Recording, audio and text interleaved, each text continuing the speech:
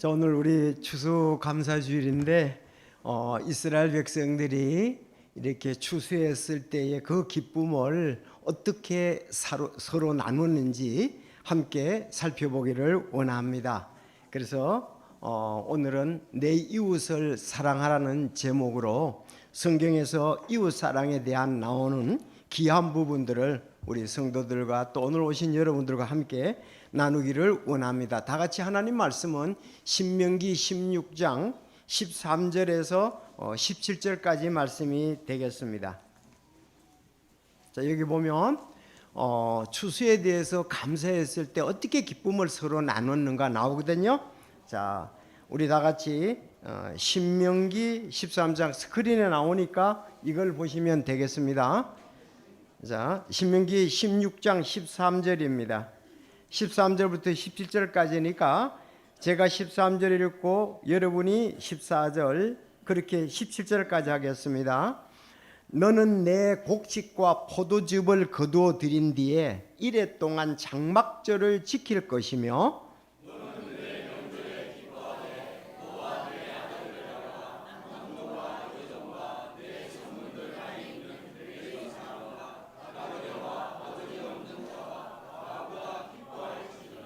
너는 주께서 택하실 곳에서 이레 동안 주 내 하나님께 엄숙한 명절을 지킬지니라. 주 내 하나님께서 내 모든 소출과 내 손의 모든 일에 내게 복을 주시리니 그러므로 너는 반드시 기뻐할지니라.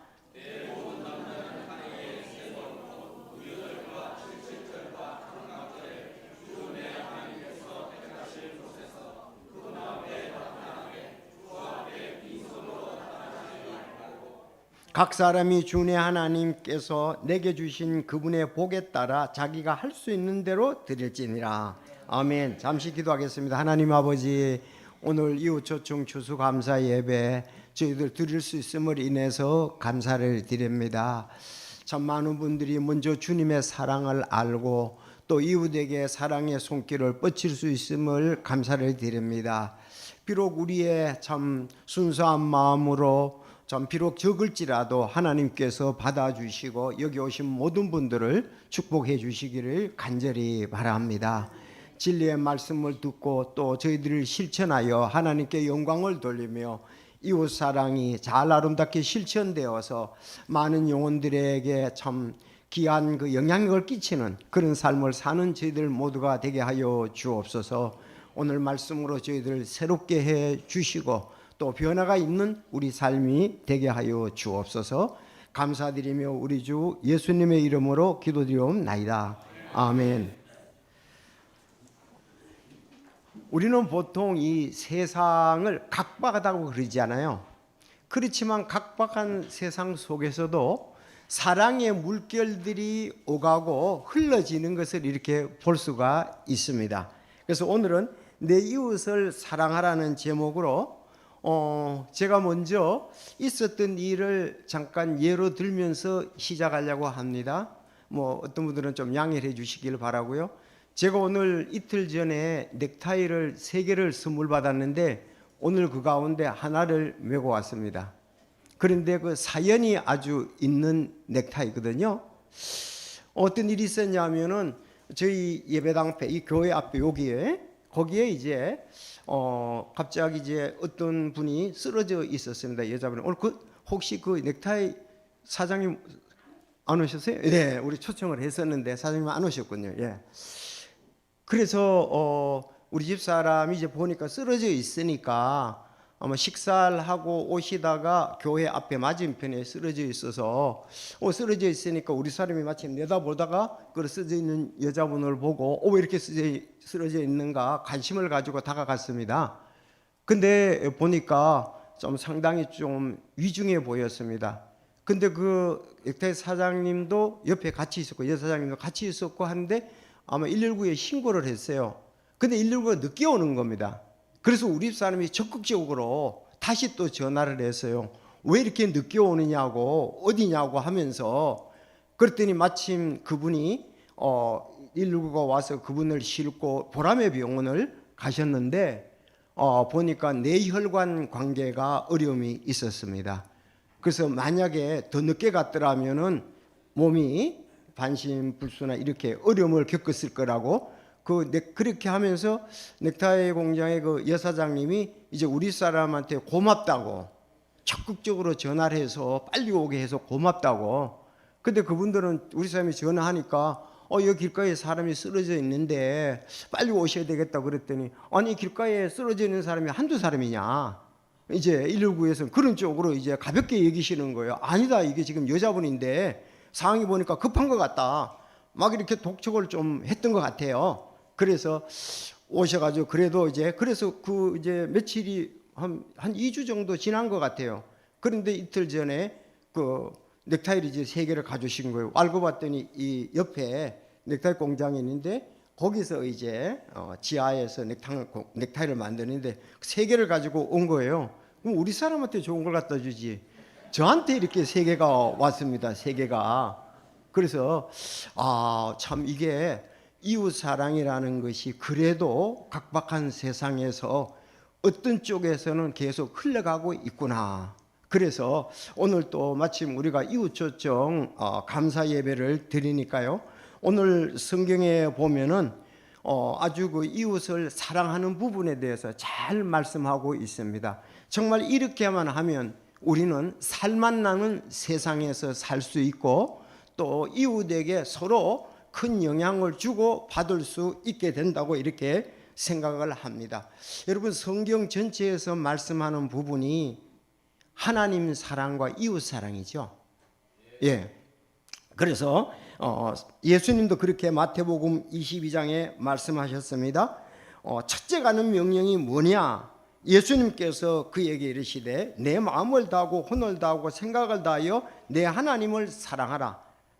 이것이 첫째 가는 명령이다. 둘째는 그와 같으니 곧 너희는 내 이웃을 너 자신과 같이 사랑하라 이니라. 이 모든 율법과 대언자의 글이 이 두 명령에 매달려 있느니라 그랬습니다. 이 마태복음 성경이 쓰여질 당시에는 아직 신약 성경이 없었습니다. 그래서 구약에서 말씀하기를 하나님의 말씀에 우리가 하나님 사랑하고 이웃 사랑이다 이렇게 보면 되겠습니다. 성도 여러분, 우리가 야고보서 2장 8절 말씀 아주 중요한 말씀을 잘 압니다. 다 같이 읽어보겠습니다. 시작.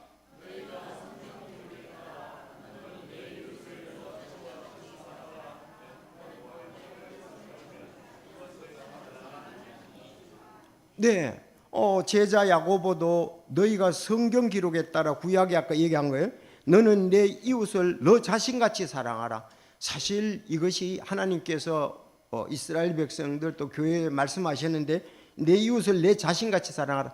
사실 쉽지가 않거든요. 그렇지 않습니까? 우리는 모든 것이 자기 위주입니다. 그런데 너는 내 이웃을 너 자신같이 사랑하라 하는 왕과의 법을 성취하면 그것은 잘하는 일이지만 그랬습니다. 이것이 왕과의 법이다.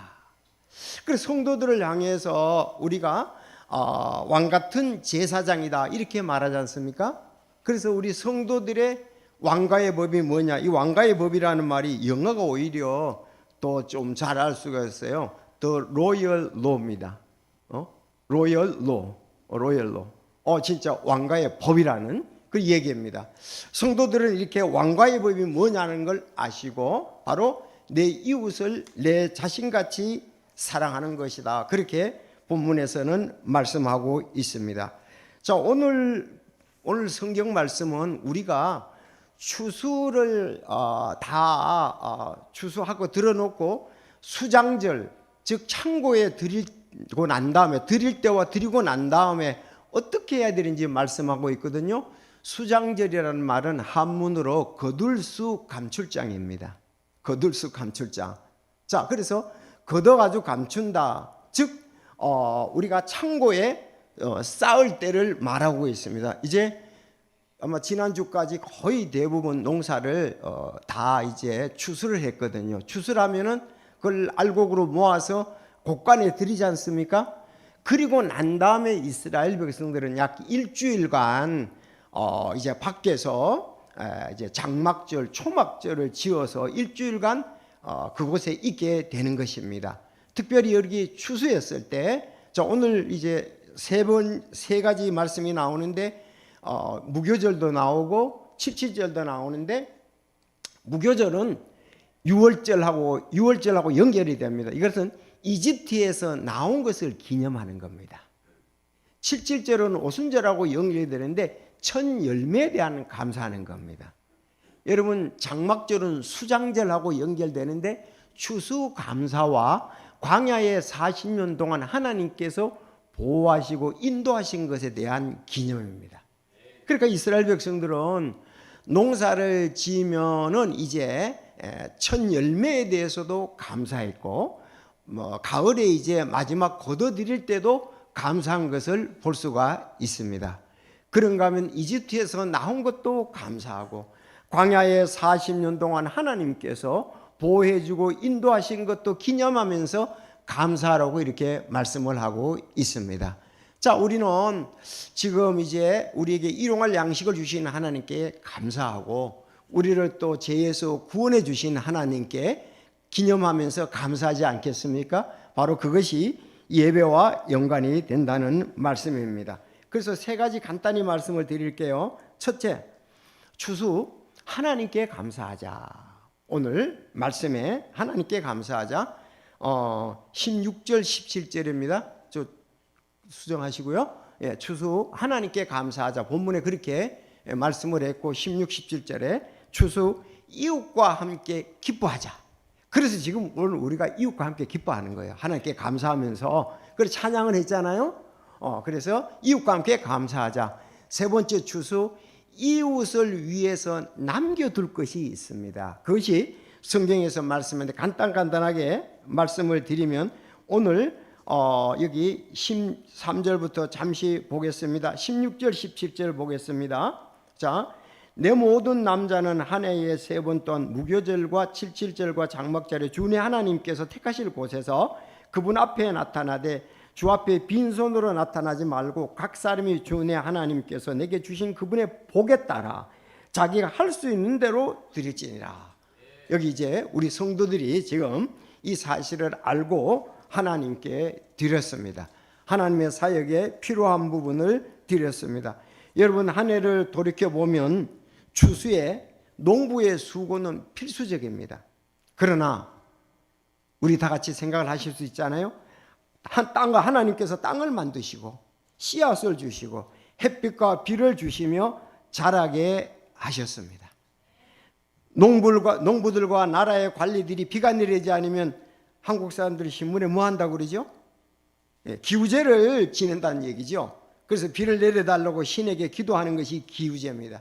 그런데 어떤 신이 그렇게 해줄 수가 있겠습니까? 우리 사도행전 15장 16절을 보면 하늘과 땅과 바다와 그 안에 있는 모든 것을 만드신 분 곧 살아계신 하나님께로 돌아오게 하려 함이라 그랬습니다.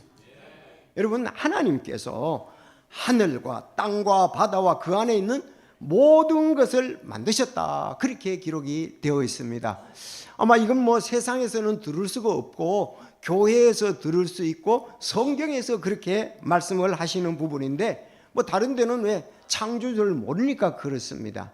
여러분, 우리는 성경에 분명히 하늘, 땅, 바다 그리고 그 안에 모든 것을 만드신 살아계신 하나님이다. 그렇게 말씀을 하고 있습니다. 그리고 17절에도 보면 우리에게 하늘로부터 비를 주시며 결실의 계절을 주사 그랬습니다. 지금 결실의 계절이지 않습니까? 주사 음식과 기쁨으로 우리 마음을 채워줌으로써 증거없이 자신을 내버려 두지 아니하셨느니라.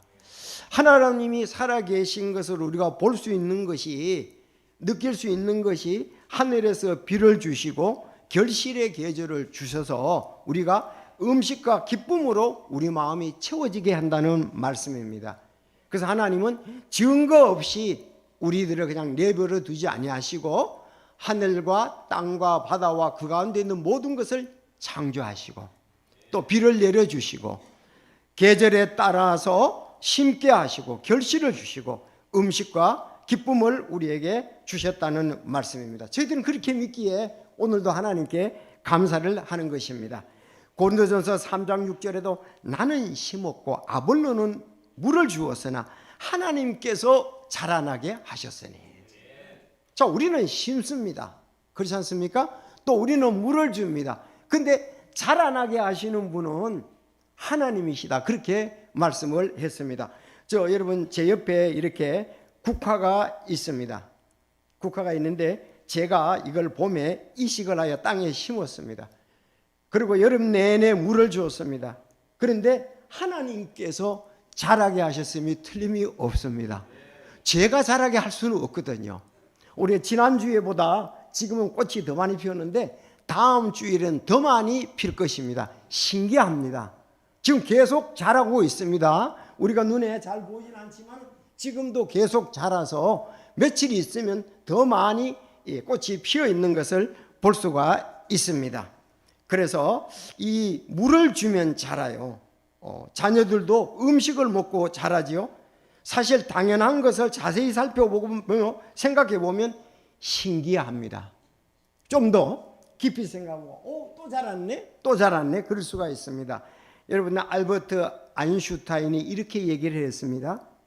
기적은 하늘에서 번쩍이는 불빛이 아니라 우리가 매일 숨쉬는 것 속에 있다. 기적은 우리가 매일 숨쉬는 것 속에 있다 그랬습니다. 또 어느 분이 그렇게 무명 시인이 이렇게 얘기했습니다. 오늘 내가 당연하게 여기는 것이 누구에게는 간절한 기도 제목이다. 맞습니다. 이제 제 손주의 첫 달이 곧 다가오는데 당연하게가 아니고 누군가에게는 그 아이들이 자라는 것도 간절한 기도 제목입니다. 우리가 건강하게 이 자리에 앉아 있는데 누군가에게는 간절한 기도 제목입니다. 또 우리가 일용할 양식을 얻었는데 누구에게는 일용할 양식을 위한 간절한 기도 제목입니다. 우리에게 천국 가는 확신을 얻었는데 누구에게는 천국에 가기 위해서 간절히 기도하는 사람들도 있다는 사실입니다. 그래서 당연한 거라고 생각하는데 누구에게는 간절한 기도 제목이다. 맞습니다. 여러분들 건강을 위해서 어르신들 많으신데 기도합니다. 근데 어떤 분은 건강하니까 일상입니다. 당연한 거로 생각하는데 그분들에게는 아픈 부분을 위해서 고통을 갖고 있기 때문에 간절한 기도 제목이 되는 것입니다. 그래서 성경에는 이런 부분에 대해서 우리가 하나님의 도우심을 얻으며 기도하면서 항상 기뻐하라. 쉬지 말고 기도하라. 모든 일에 감사를 드리라. 이것이 그리스도 예수님 안에서 너희에 대한 하나님의 뜻이니라 그랬습니다. 그래서 먼저 우리는 우리를 창조하시고 만물을 창조하신 하나님께 감사의 마음이 있어야 되리라고 믿습니다. 두 번째는 이웃과 함께 기뻐하자는 겁니다. 오늘 본문에 보면은 이웃과 함께 기뻐하자. 14절에서 쭉 보면 기뻐할 때 기뻐할지니라 반드시 기뻐할지니라 세 번이나 이렇게 나오는 것을 볼 수가 있습니다. 여러분, 여기 수장절, 다시 거둘수 감출장, 즉 창고에 걷어서 창고에 넣어놓는 것을 말씀합니다. 이렇게 창고에 다 넣은 후에 어떻게 하라는 겁니까? 여기에 보니까 아주 귀한 말씀이 있는데 강조됩니다. 자, 너는 이 명절에 기뻐하되 너와 내 아들 딸과 남종과 여종과 내 성문안에 있는 내빗 사람과 나그네와 아버지 없는 자와 고아지요 과부와 함께 기뻐할지니라 그랬습니다. 자, 우리가 이스라엘 백성들이 이제 추수를 다 해서 창고에 넣었을 때에 여기에 함께 기뻐할 사람들을 이렇게 얘기를 하고 있습니다. 먼저 너와 내 딸들과 그랬습니다. 가족들이 함께 기뻐합니다. 미국에서는 11월 이제 넷째 주 목요일이 추수감사절로 지내잖아요. 그러면 그 사람들은 추수감사절에 가족들이 함께 모여서 음식을 나누면서 기뻐하는 거예요.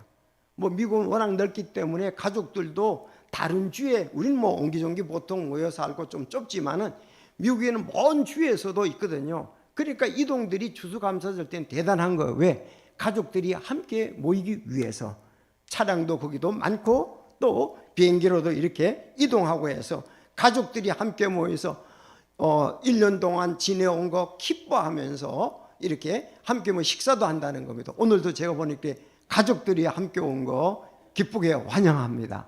여러분 그렇지 않습니까? 바빠서 이렇게 함께 모이지 못할 경우들도 있고 한데 이렇게 추수감사절 와서 같이 식사도 하고, 아니 조그만 우리 햇살이지만 선물도 받아가고 얼마나 기쁨입니까? 또 성도들이 이런 부분에 있어서 기뻐해야 되리라고 믿습니다. 자, 우리 가족뿐만 아닙니다. 너와 내 딸들과 그 다음에 남종과 여종, 여러분 종이라고 무시하지 않고, 그러니까 가까운 가족과 가솔들, 식구들하고 함께 이 추수 수장절에 대해서 감사라는 겁니다. 그런가 하면은 가솔하고 가족 먼저 또 나오고, 그 다음에 레위 사람입니다. 레위 사람들은 땅을 분배받지 못했기 때문에 백성들이 내는 11조 헌물로 생활했던 성전 봉사자들입니다. 그 사람들하고도 또 기뻐하라 그랬고요. 세 번째는 나그네와 타국인, 즉 땅이 없이 이스라엘 공동체에 더불어 섬기는 이방인들로 사회적 보호가 필요한 사람들이었습니다. 나그네 타국인, 저희들 같으면은 이제 외국 근로자들이 있죠. 그런 사람들도 초청해서 함께하라는 말씀입니다. 여기 만약에 사장님들이 계신다면, 여러분이 기업을 운영한다면 그렇게 하셨으면 얼마나 좋겠습니까? 이 원리대로 한다면 가족들 함께하고 그 일을 하는 종업원들하고 함께하고 또 타국인들도 있으면은 함께하는 이런 그 복된 것. 그리고 어려운 사회에 연약한 지체들인데 아버지 없는 자들, 과의잖아요. 또 과부, 남편 없는 이런 당시 사회에서 가장 경제적인 약자, 사회적인 약자, 스스로 보호할 힘이 없는 이들을 갖다가서 초청을 해서 함께 기뻐하라고 그랬습니다. 여러분, 이 그리스도인들, 사업장의 사장님들, 또 우리 그리스도인들은 이 부분에 대해서 많은 좀 신경을 써야 되라고 생각합니다. 여러분, 기업이 잘 된다는 것은 혼자 잘 되는 게 아니잖아요. 가족들과 함께하는 일꾼들과 또 거래처라든지 이런 고와 어려운 사람들 전부 다 함께해야 될 것입니다. 그래서 수장절은 자신이 거둔 풍성한 수확물로 하나님께 영광을 돌 뿐만 아니라 풍성함을 공동체 안의 모든 이들, 특히 가난하고 소외된 이웃들, 레위인, 타국인, 고아, 과부와 함께 나누며 기뻐하는, 여기 기뻐하라, 기뻐하라, 기뻐하라 세 번이나 얘기했잖아요. 그래서 추수는 이웃과 함께 기뻐하는 날이다. 기뻐하는 절기라는 말씀입니다. 자, 오늘 말씀도 이 원리에 따라 저희들도 이웃 초청 감사 예배로 하나님께 영광을 돌리고 있는데, 저희 교회에서는 해마다 11월 첫째 주 합니다. 그래서 오늘 직장 여러분들, 이웃분, 가족분, 직장 동료분 함께 했습니다. 하나님께 참 영광을 돌리며 여러분을 기쁘게 환영하고요. 오늘 좀 이렇게 풍성한 또 식사와 또 여러분 즐거운 시간들이 되기를 바랍니다. 시편 136편 25절에 모든 육체에게 음식을 주는 분에게 감사하라. 그래서 우리는 하나님께 감사를 했습니다. 자, 그러면 오늘 첫 번째는 하나님께 감사하고, 두 번째는 이웃과 함께 기뻐하자. 이웃 안에는 어떤 분이 있다고요? 물론 자신 외에는 전부 다 이웃이라고도 볼 수도 있죠. 가족들, 같이 일하는 사람들, 또 이웃의 연약한 분들 전부 함께해서 우리가 잔치를 해야 된다 하는 것이고요. 근데 이 추수하기 전에, 추수에 이제 그 창고에 들이기 전에 또 기한 사건이 하나 있는데, 참 이 부분도 우리나라가 그렇게 해야 되고요, 우리들이 그렇게 해야 되리라고 믿습니다. 자, 추수 이웃을 위해서 남겨두라 그랬습니다. 무엇을 남겨두느냐? 오늘 레위기 19장 9절 10절 한번 보여주시길 바랍니다. 자, 이렇게 되어 있습니다. 너희가 너희 땅에 수확물을 거둘 때에 너는 내 밭에 모퉁이까지 전부 다 거두지 말고 그랬어요. 모퉁이는 남겨두라 이 말이에요. 또 내 수확물 중에 떨어진 이삭도 줍지 말며 포도원의 열매를 다 따지 말고 내 포도원의 포도를 다 거두지 말며. 자, 읽어봅시다. 시작. 가난한 사람과 나그네를 위해 그들을 남겨둘지니라. 나는 주 너희 하나님이라. 자, 하나님께서 그렇게 말씀하셨습니다. 만물을 창조하시고 특히 땅을 주시고 씨앗을 주시고 비를 주시고 계절을 주신 하나님께서 명령을 하신 거예요. 나는 주 너희 하나님이다 그랬습니다. 그러면서 여기에 남겨두라는 것을 말씀했는데, 여러분들 여기 거둘 때 너희는 내 밭에 모퉁이까지 전부 거두지 말고 그랬습니다. 우리 농사 대부분 지 보셨잖아요. 여기 반 이상은 농사 지 보셨는데, 농사 질 때에 모퉁이는 놔두라 이거예요. 모퉁이는 놔두라 그렇게 얘기를 했고, 또 떨어진 이삭도 줍지 말라. 포도의 열매도 다 따지 말고 남겨두고, 또 떨어졌으면은 주지 말라 이렇게 말씀하고 있습니다. 여러분, 짭투리가 아니라 모퉁이에 남겨두라는 말입니다. 하나님께서 이렇게 하면 내가 너를 복주고 너희를 인도하시겠다는 그런 약속의 말씀입니다. 여러분, 우리는 농사 지으면 어때요? 옛날에 이제 농사를 지어 보셨겠지만 떨어진 거 한 톨 한 톨 다 줬잖아요. 그리고 수술하면 끝에 남겨두는 것이 없고 하고, 왜? 내가 농사 지은데 내 건데, 그런 마음이 있지 않습니까? 그런데 여기 하나님께서 그렇게 하지 말라는 것은, 이건 우리는 특히 이스라엘 백성도 그렇고 성도도 그렇고 우리는 하나님의 청직입니다. 청직이, 우리는 하나님이 우리에게 맡겨주셔서 하기 때문에 연약한 지체들을 위해서 두라 그러면은 이스라엘 백성들은 뒀습니다. 우리도 역시 청지기로서 그렇게 해야 되는 겁니다. 하나님은 거룩하시고 하나님은 사랑의 하나님이십니다.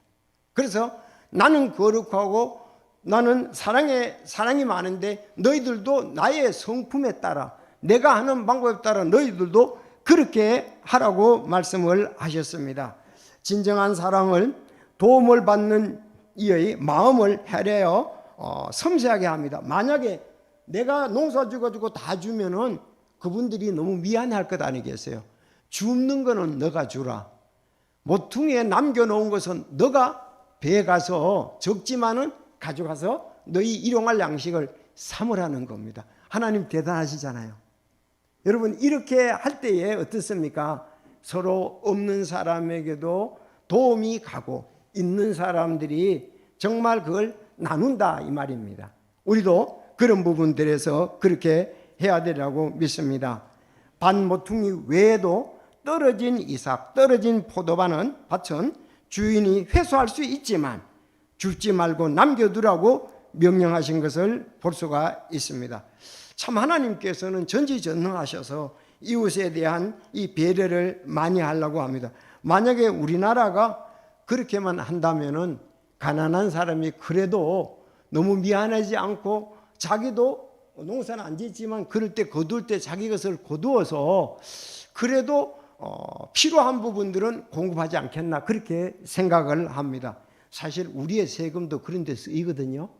우리 세금이 여러분 부가세가 10분의 1이잖아요. 그렇죠? 5만 원짜리 먹으면 5천 원이 세금으로 나갑니다.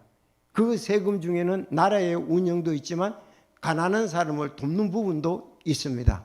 사실 10분의 1이면 많죠. 그런 부분도 있어서 우리는 또 세금을 낼 때 이것이, 그런데 이 중간에 관리하는 사람들이 그런 부분을 안 돌아가게 하면은 그게 정책에 문제가 있다는 겁니다. 예?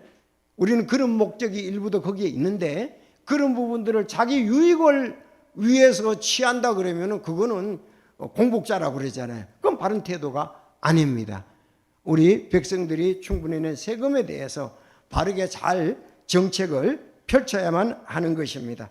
자, 우리가 이제 만약에 이제 나락을 지금 수확을 해야 되는데 어떻다고요? 다 수확하지 말고 모퉁이는 남겨두라. 아시죠? 그리고 또 여기서 말하기를 떨어진 이상은 줍지 말라. 다른 사람이 주어서 또 새가 주어서 먹도록, 새가 쪼아서 먹도록, 그리고 포도도 다 따지 말고 남겨두라. 우리 가수원 하는 분들이 그렇게 하는 분이 있습니까? 없죠. 나는 이 나무에 각 나무마다 한 5분의 1은 또 아니면 6분의 1은 10분의 1은 내가 이 사과에 사과나무가 100개가 달렸다 그러면 10분의 1, 10개는 남겨두자. 5개는 남겨두자. 그러면 그거는 가난한 사람들이 수확하고 난 다음에 가져갈 수가 있겠죠. 떨어진 거는 또 사과도 떨어집니다. 그렇죠? 예, 떨어진 것도 맛있어요. 그런가 하면 포도도 마찬가지고 남겨두고 그렇게 하라고 말씀을 하고 있습니다. 그래서 이웃을 위해서, 이웃의 가난한 사람을 위해서 그렇게 하라는 겁니다. 이것을 오늘날 성도들이 대입을 시킨다면 어떻습니까? 내가 수입의 일정한 부분을 구제로 드리는 거죠. 가난한 사람에게 드리는 것. 제가 전에는 여기 봉천동, 여기 은천동 동해에 한때 거기 쌀이 있다 그러더라고요. 쌀독에 쌀이 안 떨어진다고 그래요. 왜냐하면 어떤 사람들이 가난한 사람을 위해서 그 쌀독에 쌀을 넣어주면은 가난한 사람들이 그것을 퍼간다는 얘기예요. 그런데 그게 너무 한정 없이 나가니까 그만뒀다는 얘기도 들었습니다. 참 그런 부분도 역시 어려운 사람들을 돕기 위한 것 아니겠습니까? 저도 이렇게 교회에 있으면 도움을 필요로 하는 사람들이 옵니다. 어떤 사람은 아주 계획적으로 좀 나쁘게 돈을 이렇게 거짓말을 시켜서 우리에게서 받아가려고 하는 사람도 있는가 하면 어떤 사람은 진짜 어려운 사람도 있습니다. 사실 근데 우리나라는 아주 그 가난한 사람에게 주는 또 나라에서 주는 돈들이 있잖아요. 그렇게 어렵지는 않은데도 어쨌든 받으러 오시면은 우리는 줍니다. 그러나 이런 사람에게는 더 줍니다. 제가 우리 사역자들한테도 직원들에도 그렇게 얘기를 했습니다. 배가 고프다 그런 사람에게는 라면이나 빵이나 사주는 거는 사주라 그랬습니다. 여러분 맞잖아요. 돈 들어오는 사람은 다른 면으로 쓸 수도 있지만 지금 라면이라든지 빵이라든지 배고파 온다는 분들에게는 줘야 될 거 아니에요. 그 직접 사서 줘라. 그러면 여기 뜨거운 물이 있으니까 잡수시고 가도록 하라. 그런 부분들은 여기에 있는 거와 관계가 된다는 사실입니다. 여러분 그렇지 않습니까? 그래서 이렇게 남겨두라는 겁니다. 두 번째, 첫 번째 수확을 해서 수장할 때에는 자기 가솔들과 가족들과 또 이웃들과 함께 나누고 거둘 때에 이미 밭에서 모퉁이는 남겨두고 떨어진 것은 그들이 죽게 하고 그런 부분에 대해서까지도 하나님께서 이스라엘 백성들이 이웃을 위해서 이렇게 배려하고 도울 것을 말씀을 했습니다. 또 하나만 더 하고 마치겠는데 가난한 자와 나그네는 먹되 담지는 말라. 신명기 23장 24절 25절에 보면 이런 말씀이 있습니다. 내가 내 이웃의 포도원에 들어갈 때에 먹고 싶은 대로 포도를 배불리 먹어도 되지만 그릇에 담지는 말라.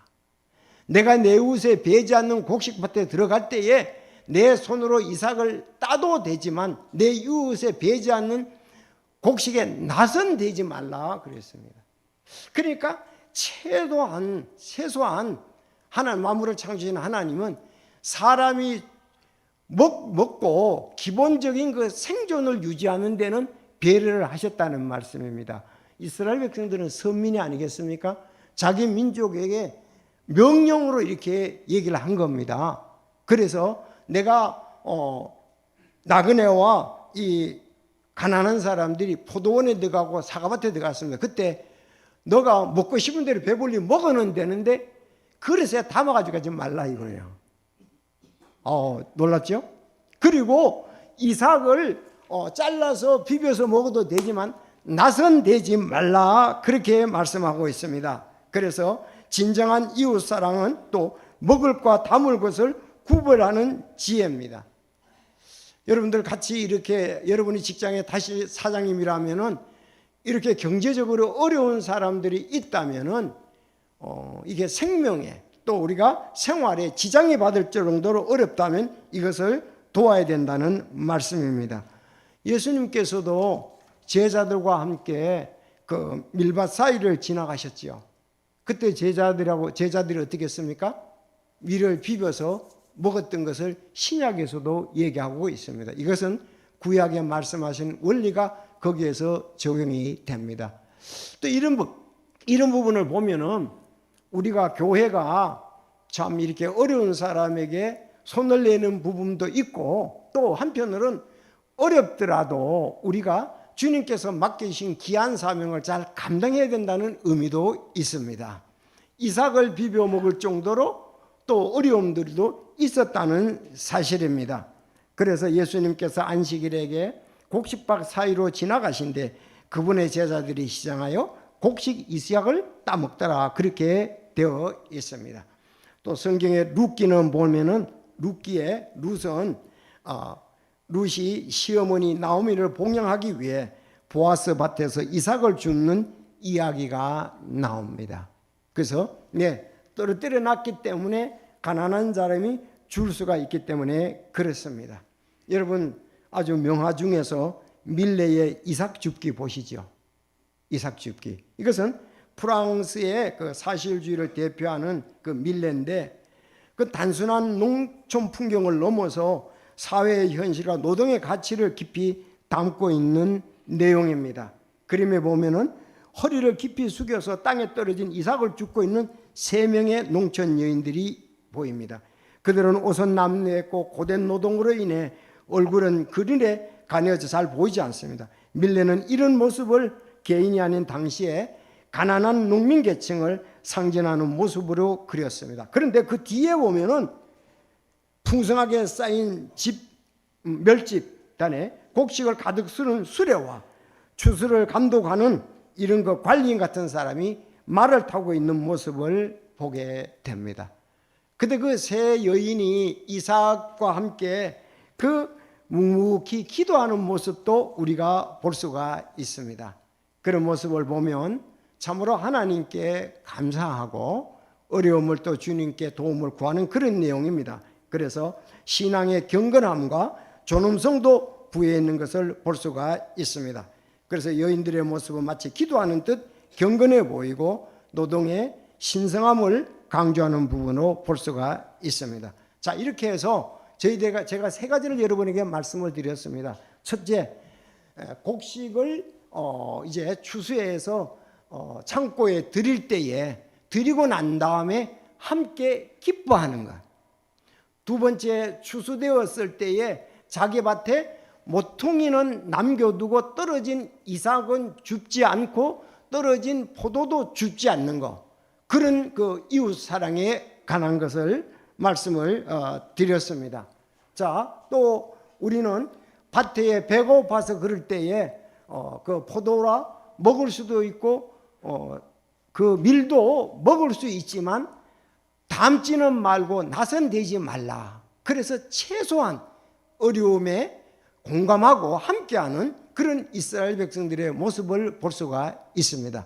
여러분, 우리도 이웃사랑에 대한 이 부분이 이제 추수감사주일을 맞아요 아름답게 실천되어야 되리라고 믿습니다. 예수님은 마지막으로 너는 마음을 다하고 힘을 다해 하나님을 사랑하고 이웃을 내 몸과 같이 사랑하라 그랬습니다. 근데 예수님은 이것을 실천하셨습니다. 사람이 자기 친구를 위해 자기 생명을 내놓는 것, 이거보다 더 큰 사랑은 아무에게도 없다 그랬습니다. 아니, 우리가 친구를 위해서 목숨을 자기 생명을 내주면 이거보다 더 큰 사랑이 없겠지요. 아까 공통적으로 이웃사랑에 대해 말씀했는데 정말 친구를 위해서 자기를 온전히 희생하는 것, 이거보다 더 큰 사랑은 아무에게도 없습니다. 그런데 그렇게 한 사람이 없는데 예수님은 그렇게 하셨습니다. 자기 이웃을 내 몸같이 사랑하는데 진짜 예수님은 이웃을 몸같이 사랑하셔서 사람의 아들도 섬김을 받으러 오지 아니하고 도리어 섬기며 자기 생명을 많은 사람의 대속물로 줄여왔다고 말씀하고 있습니다. 그래서 예수님은 자기 생명을 줌으로 인해서 이웃을 사랑하고 친구를 사랑한 것을 몸소 실천하셨습니다. 예수님은 이 땅에 그것도 자기 친구, 의로운 친구를 위해서 그렇게 한 것이 아니라 죄인을 위해서 십자가에 피 흘려 못 박혀 죽으시고 묻히셨다가 3일 만에 부활 승천하셨습니다. 실천한 분은 예수님은 완전히 하셨습니다. 우리는 이웃 사랑의 실천에 대해서 따라합시다. 우리는 진행형이다. 우리는 계속 그거에 대해서 해야 될 진행형입니다. 그러나 예수님은 그거에 대해서 완성을 하시고 십자가에 달려 못 박혀 죽으시고 묻히시다가 3일 만에 하나님의 능력으로 부활하시고 승천을 하셨습니다. 그러나 우리는 그때까지 계속 진행형으로 이웃을 사랑하고 특별히 정말 이웃에게 또 우리 주 예수 그리스도를 소개해서 천국에 함께 갈 친구들을 많이 찾는 우리가 되어야 될 줄로 믿습니다.